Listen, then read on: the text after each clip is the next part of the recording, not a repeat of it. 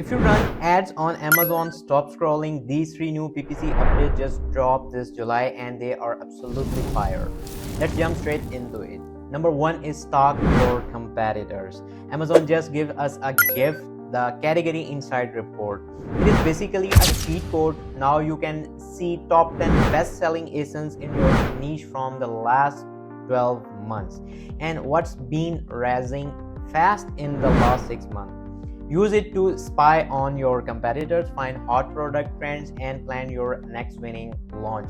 Simple, clean, and strategic. Next up, AI callouts. Amazon is testing on mobile search. You'll see short, punchy phrases under a listing like recommended for back pain or top choice for fast charging. Where do they come from? The top customer reviews. These little lines, instant attention grabbers, more clicks and better results. So if your reviews are strong, you are gonna win big here. And the last, this one is a banger.